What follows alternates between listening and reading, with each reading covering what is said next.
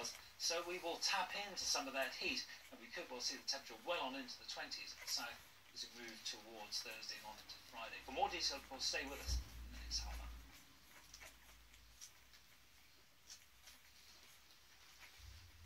Coming up on the BBC News Channel, all of the day's main headlines in the news at 10. At 10:30, there's lively debate of tomorrow's stories in the papers, followed by a roundup of the day's sporting action in Sports Day at 10:45.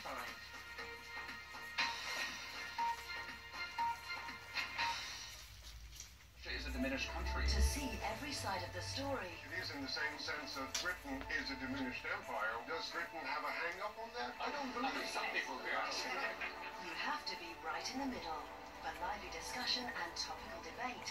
Dateline London, Saturday morning at 11:30 on the BBC News Channel. Trends, trolls, gifs and gap.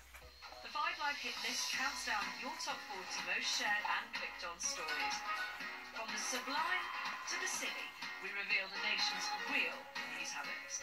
The 5 Live hit list with me, Emma Barnett, Sunday at 7:30 on Radio 5 Live.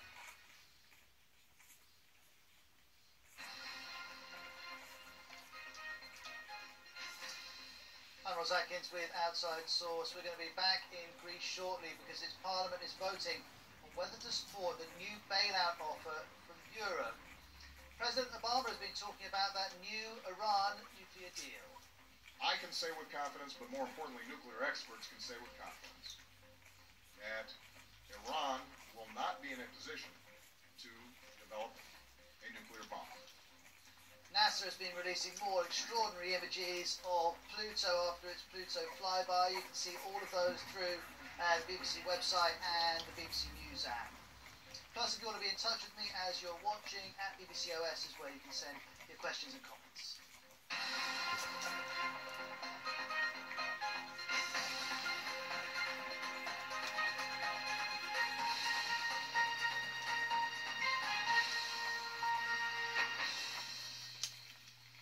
So as we've been discussing, MPs in Greece are about to vote on whether to accept the terms of that new bailout offer coming to them from Eurozone. Remember, the International Monetary Fund, one of the other organisations that Greece owes money to, has criticised the deal being on offer. Even the Prime Minister, who says he supports it, is criticising it. So whether it can get through Parliament, we'll have to see.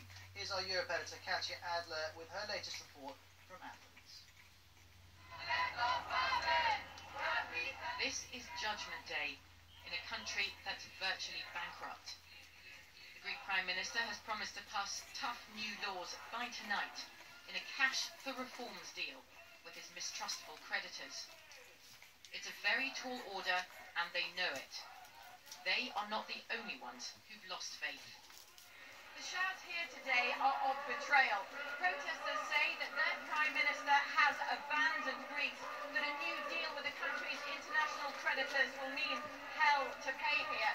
Better, they say, to leave the euro, even the European Union, now. Tonight's vote in the Greek Parliament is set to be stormy. Prime Minister Tsipras will rely on the opposition for support. Pension and VAT reform is unacceptable for many in his left-wing party. The Deputy Finance Minister has resigned in disgust. BBC, why did you stand down, please?